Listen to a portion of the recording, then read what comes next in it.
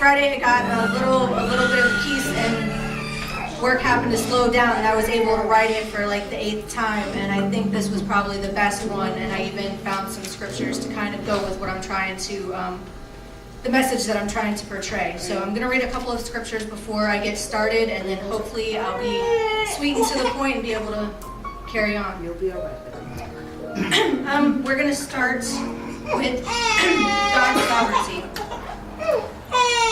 Peter and the other disciples recognized that God had carried out his divine plan of redemption for Jesus' life, death, and the resurrection. Convinced that the salvation was found in Christ alone, they had the courage to speak boldly about their faith. They did not alter their words, even in front of the powerful authority. Instead, they gave allegiance to God and obeyed him. Then we have Matthew 7, verses 1 through 5. Judge not that you be judged, for with measure you use it will pronounce you will be judged with the same measure. Why do you see the speck in your brother's eye but not notice the log in yours? How can you say to your brother, let me take the speck out of your eye, when there is a log in your own? You hypocrite. First take the log out of your own eye, and then you will see clearly to take the speck out of your brother's eye. First Colossians chapter 13. If I speak in tongues of men of angels, but have not love, I am only a resounding gong or clanging cymbal. If I have the gift of prophecy and can fathom all mysteries and all knowledge, and if I have faith that can move mountains, but have not love, I am nothing. If I give all the poor and surrender my body to flames, but have not love, I gain nothing. Love is patient, love is kind. It does not envy, it does not boast. It is not proud, it does not delight in evil or rejoice, but rejoices with truth. It always protects, it always hopes, it always preserves. Love never fails. But where are prophecies, they will cease, for we know in part of weird prophecy. But perfection comes when imperfect disappears. When I was a child, I talked like a child, I thought like a child. I reasoned like a child. When I became a man, I put childish ways behind me. Now I see a poor reflection in a mirror. Then we shall see face to face. Now that I know in part, then I shall know fully, even as I am fully known. And now these three remain. Faith, hope, and love are the greatest of these, is love. So today I'm here to give my testimony, and like I said, it took several tries to try and get this to where I wanted it to be. I was young and I was dumb and I made a lot of mistakes, and I grew up in the Ocala National Forest, so a lot of you know that it's not really the greatest area.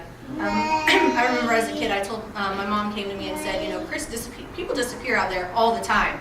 And I actually kind of jokingly said, I know, my friends are the ones that make them disappear. I was being smart, and she should have hit me in the mouth, but she didn't. And as an adult, it actually came true. I spent a few months, up to almost 2 years ago, I think, searching for one of my friends that went missing in the Ocala National Forest. We still haven't found her. When I decided to change this for the last time, I decided to change it because some people aren't ready to see all the things that they've done in the past, and I didn't want to throw anybody under the bus. So I'm coming with my side, and I'm kind of leaving names out and people, and I'm just trying to express what I went through, but not hurt anybody else or put them out at the same time. So it's a little bit bigger than it would have been. This is also a disclaimer to some of my friends and family that might not want to hear some of the things that I've been through because they don't know everything that I've been through. I guess this is a way for me to make peace with any skeletons I have in my closet, because you can't walk around carrying that baggage for all of your life, and if I don't share the things that I've been through, nobody's going to benefit.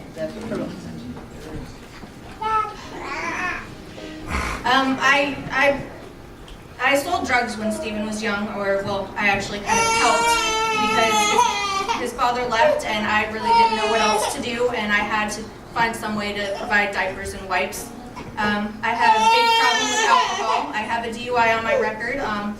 I did learn that drinking and depression do not mix, and it was a lesson that was very, very difficult, and it took quite a few years for me to get that one under my belt and to learn. I've been abused and lied to, and in most of my significant relationships in my life, there was some sort of abuse, even if it was mental and emotional, and that was actually more damaging to me than the physical abuse.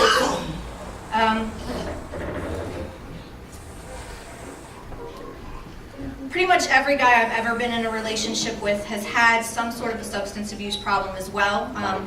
Sometimes they were actually trying, and we were able to kind of, things went better, but there was one of the guys that I was with, he was at his best and I was at my worst at that time in our life. And that one of the Christmases we were together, I actually spent hiding because he was at a drug dealer's house when he shouldn't have been. I went home, and a bunch of guys came over to the house, and they jumped him, and he stabbed two of them. He almost killed one. So we moved for Christmas, and we spent that Christmas at his grandmother's house about an hour away. And that one was pretty difficult. He ended up actually having to leave the state because he didn't want them coming looking for him at our home. When I was very young, I did have an abortion, and that's probably one of the hardest things for me to talk about because it's a wound that won't really heal. Stephen was very young, and I was just getting out of a bad relationship, and I fell right into another one. That was a physically abusive relationship, and I didn't know how to separate him from our lives without doing what I did, and I didn't want Stephen to be abused, and I knew that that would follow with the baby. So that was one of the things that was really, really hard to go through.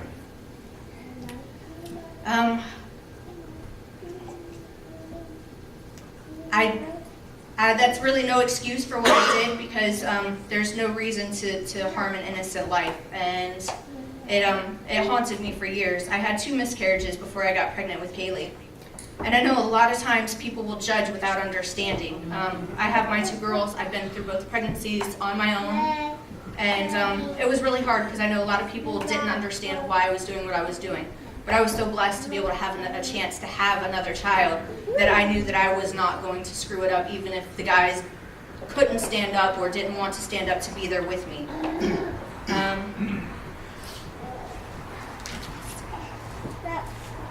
My kids are the main reason I get up every day and try and lead a productive life because I've battled numerous times with serious depression. Pretty much my entire pregnancy with Jocelyn, I cried myself to sleep every night. And I would wake up every morning trying not to look like a mess, trying to carry on and not show the pain that I held inside. Almost 3 years ago, shortly after I got baptized here, I had a severe asthma attack, and I ended up in ICU. I was in the hospital for 7 days, in ICU for 4 days, and God's gift, my doctor tried an exploratory kind of procedure. It's not something they do very often, but it was on the 3rd day he did that, and by the 4th day I was stable and I came off the ventilator. And since then I've managed to not take things for granted. I've managed to become a much, much humbler person, and it took a while to kind of get over that. I was really fearful that something like that would happen again, and I used to get severe anxiety just driving back and forth to church because I was so afraid that something would harm me and then I wouldn't be here for my kids because I'm the only one here for them. Now that I've told you guys all about the bad, I wanted to tell you some of the good. I have amazing friends and family that have managed to keep me together even when I was falling apart. And a lot of that comes from this church family. I have some of my, I still work in a bar on occasion, and they have been good, but this church has kept me together. And I have some of my friends from the woods that live far away, and they have been the glue, and especially like Auntie Ann and Brandon and Keisha, and they managed to give me tasks when I was down and out that allowed me to give back.